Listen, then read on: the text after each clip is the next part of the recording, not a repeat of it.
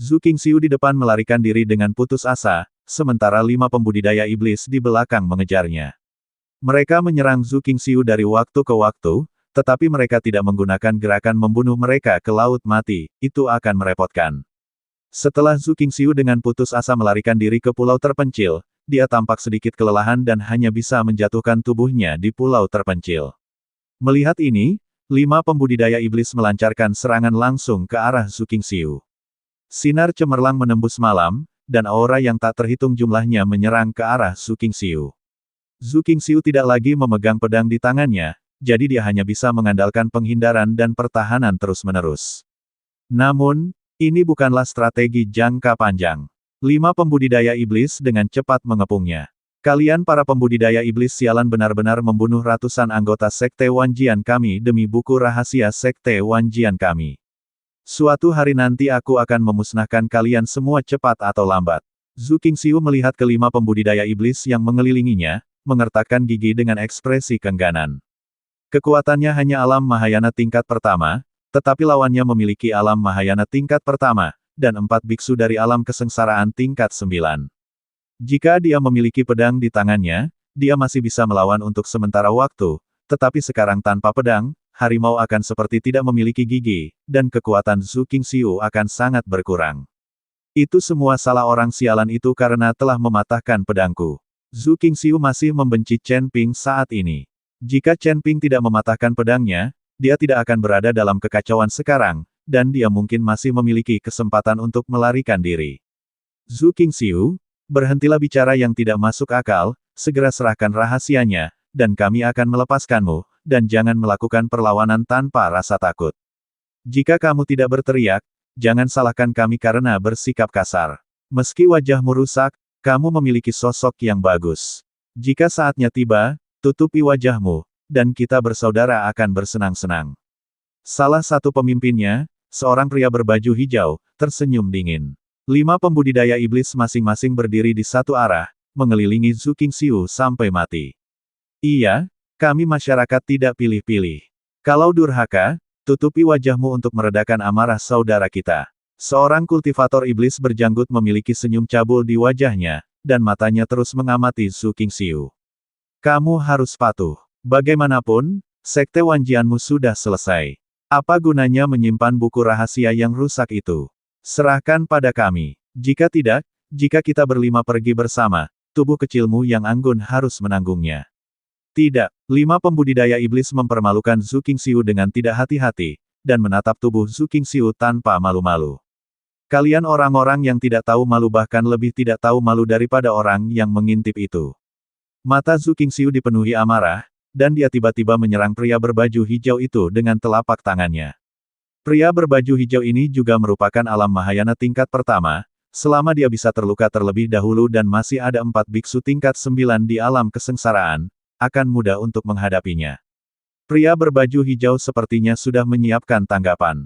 Ketika dia melihat Zhu Qingxiu menyerangnya, dia tidak bisa menahan diri untuk tidak mengangkat sudut mulutnya dan berkata, "Gadis kecil, kamu telah dibodohi."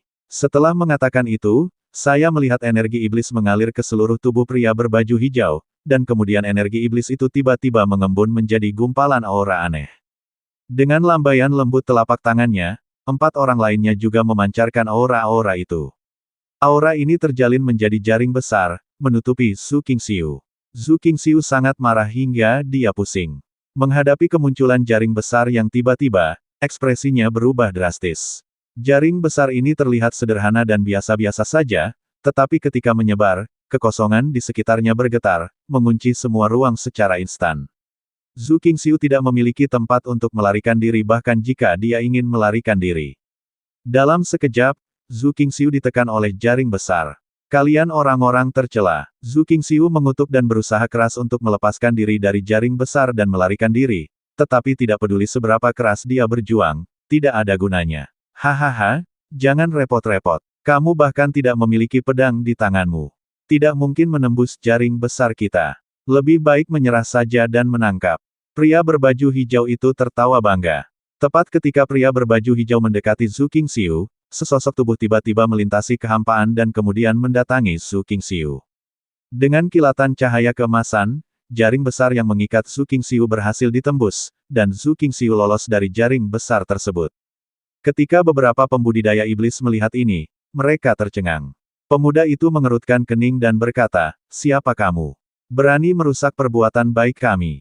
Baru sekarang Zhu Qingxiu melihat dengan jelas bahwa orang yang menyelamatkannya adalah Chen Ping.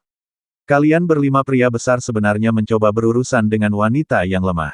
Apakah kalian masih laki-laki? Pantas saja kalian melatih kemampuan sihir satu persatu dan bersedia menjadi pembudidaya iblis. Ternyata kalian semua idiot. Chen Pingping berkata dengan nada mengejek kepada 5 pembudidaya iblis. Ketika kelima orang mendengar ini, mereka langsung diliputi amarah, dan mata mereka dipenuhi cahaya dingin yang haus darah. Kelima orang ini bukanlah iblis sungguhan, tetapi biksu manusia yang mempraktikkan keterampilan iblis dan menjadi pembudidaya iblis. Pembudidaya iblis jenis ini memiliki status terendah di antara klan iblis. Mereka hanya membuat keputusan ini untuk segera meningkatkan tingkat kultivasi mereka. Sekarang perkataan Chen Ping telah mengungkap bekas luka dari 5 orang, itulah mengapa mereka sangat marah. Wah, kamu, biksu tingkat 7 di alam kesengsaraan, berani berbicara dengan kami seperti ini. Kamu lelah hidup. Pria berbaju hijau melambaikan tangannya, dan jaring besar yang dibelah Chen Ping menutup dan menuju ke arah Chen Ping dan Zhu Qingxiu. Melihat ini, Chen Ping sekali lagi memegang pedang pembunuh naga dan menebas langsung ke arah jaring besar. Hati-hati, jangan biarkan jaring besar ini menyentuh tubuhmu. Melihat ini, Zhu Qingxiu segera mengingatkan Chen Ping. Chen Ping tidak mengerti apa yang dimaksud Zhu Qingxiu. Pedang pembunuh naga di tangannya telah menyentuh jaring besar. Dengan pedang yang memancar ke segala arah, jaring besar itu langsung terpotong-potong. Jaring besar itu dipotong-potong, tetapi pria berbaju hijau itu tidak tampak cemas sama sekali. Sebaliknya, dia menyeringai di sudut mulutnya. Tepat ketika Chen Ping tidak mengerti apa yang direncanakan orang ini, jaring yang rusak terus menimpa Chen Ping. Setelah jaring besar yang pecah ini menimpa Chen Ping, jaring tersebut segera dipelintir dan membungkus Chen Ping dengan erat. Hahaha, apa menurutmu kamu bisa kabur jika berhasil memecahkan jaring sebesar ini? Pria berbaju hijau itu tertawa dan berkata, barangmu ini agak menarik. Chen Ping melihat jaring besar yang mengikatnya. Bukannya takut, dia malah tertarik. Buruan bebas, cepat bebas. Jaring besar ini tidak hanya membatasi pergerakanmu, tapi juga menyerang kesadaranmu dan membuatmu tidak sadarkan diri. Zhu Qingxiu melihat Chen Ping tertahan oleh jaring besar dan segera mengingatkannya. Saat dia selesai berbicara, Chen Ping merasakan aura aneh datang dari jaring besar, terus-menerus menuju ke tubuhnya. Aura semacam ini terus-menerus menyerang lautan kesadaran seseorang, mengaburkan kesadarannya, dan akhirnya mencapai hasil terkendali. Chen Ping tersenyum. Jika serangan spiritual semacam ini bisa menembus lautan kesadarannya sendiri, itu akan menjadi lelucon. Belum lagi ada kode emas Daluo di lautan kesadaran, tapi sisa jiwa Raja Iblis Ciyun menjaga lautan kesadaran. Dengan hal-hal kekanak-kanakan ini, mustahil untuk menembus lautan Chen Ping kesadaran. Oh, kepalaku sakit sekali. Kenapa aku merasa jadi bodoh? Chen Ping tiba-tiba menutupi kepalanya dan berteriak kesakitan. Zhu Qingxiu sangat cemas sehingga dia menggaruk-garuk kepala dan kepalanya, tetapi adakah yang bisa dia lakukan? Dia bahkan tidak memiliki senjata di tangannya, dan dia tidak dapat membantu Chen Ping melepaskan belenggu jaring besar itu. Hahaha, dasar bodoh, sebentar lagi kamu akan berada di bawah belas kasihanku, aku akan membiarkanmu melakukan striptease. Pria di Xingyi tertawa terbahak-bahak saat melihat Chen Ping seperti itu. Untuk sesaat, mata Chen Ping tidak bernyawa dan dia tampak seperti zombie.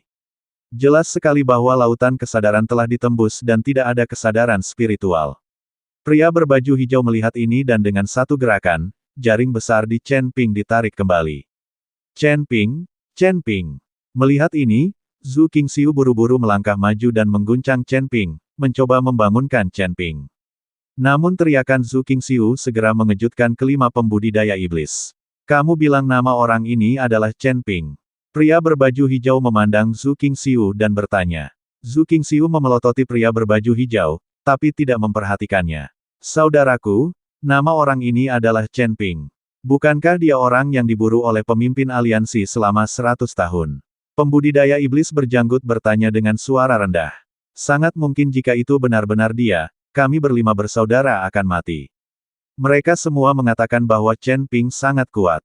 Begitu banyak orang yang gagal menangkapnya. Sekarang tampaknya reputasinya sia-sia. Kami tidak menangkapnya begitu saja.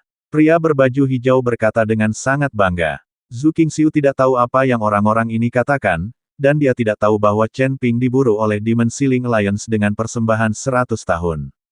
Jika dia tahu, dia tidak akan begitu tenang ketika mendengar nama Chen Ping. Lagi pula, nama Chen Ping sangat terkenal di dunia para dewa dan manusia. Chen Ping mendengarkan percakapan antara beberapa pembudidaya iblis dan mengetahui bahwa orang-orang ini sebenarnya adalah anggota aliansi penyegel iblis. Bahkan tanpa Zhu Qingxiu, Chen Ping tidak akan melepaskan orang-orang dari Demon Sealing Alliance ketika dia bertemu mereka. Nak, sekarang aku perintahkan kamu melepas pakaian wanita ini. Pria berbaju hijau memerintahkan Chen Ping. Sekarang lautan kesadaran Chen Ping telah ditembus, dia telah lama kehilangan rasa otonominya dan sepenuhnya bergantung pada belas kasihan orang lain. Ya, Chen Ping mengangguk dengan lesu, lalu meraih Zhu Qingxiu. Apa yang akan kamu lakukan? Cepat bangun, bangun. Ketika Zhu Qingxiu melihat Chen Ping mencoba melepas pakaiannya, dia hanya bisa terus mengelak dan berteriak agar Chen Ping bangun. Dia juga tahu saat ini bahwa Chen Ping bukanlah orang jahat, jika tidak, dia tidak akan membantunya keluar dari masalah. Tetapi sekarang Chen Ping dikendalikan oleh pihak lain, Zhu Qingxiu tidak tahan melakukan apapun pada Chen Ping. Bagaimanapun, Chen Ping jatuh ke dalam perangkap pihak lain untuk membantu dirinya sendiri dan menjadi seperti sekarang ini. Hahaha. Cepat lepas untuk dia. Menarik sekali. Saya akan merekam adegan ini dengan kristal perekam sehingga orang lain di aliansi penyegel iblis dapat melihat bahwa Chen Ping, yang terlempar ke langit, berubah menjadi mayat berjalan di tangan saudara-saudara kita.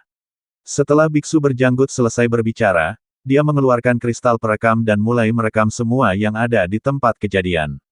Chen Ping melangkah maju, meraih Zhu Qingxiu, dan terus merobek pakaian Zhu Qingxiu. Zhu Qingxiu mencoba yang terbaik untuk melindungi dirinya sendiri, dan berkata dengan tergesa-gesa, jangan lakukan ini. Jika kamu melakukan ini lagi, saya tidak punya pilihan selain bersikap kasar kepadamu, bisakah kamu bangun? Jangan khawatir, aku tidak akan melepas pakaianmu. Saat ini, Chen Ping tiba-tiba berbisik. Zhu Qingxiu tertegun dan menatap Chen Ping dengan tidak percaya, apakah kamu tidak sedang dikendalikan? Dengan trik-trik kecil mereka, mencoba mengendalikan lautan kesadaranku hanyalah lamunan. Aku hanya menggoda mereka. Chen Ping berkata sambil tersenyum tipis. Melihat ini, Zhu Qingxiu menghela nafas lega, lalu bertanya, lalu apa yang harus kita lakukan selanjutnya? Kami berdua berpura-pura berkelahi, kamu memancing seseorang, dan aku membunuhnya secara tiba-tiba. Kata Chen Ping, bagaimana aku memikatmu ke sini? Zhu Qingxiu sedikit bingung. Chen Ping merobek pakaian Zhu Qingxiu, memperlihatkan kulit seputih saljunya. Ah! Zhu Qingxiu panik dan langsung menamparkan Chen Ping. Setelah pemukulan, Zhu Qingxiu merasa sedikit menyesal, tapi itu hanya reaksi naluriah.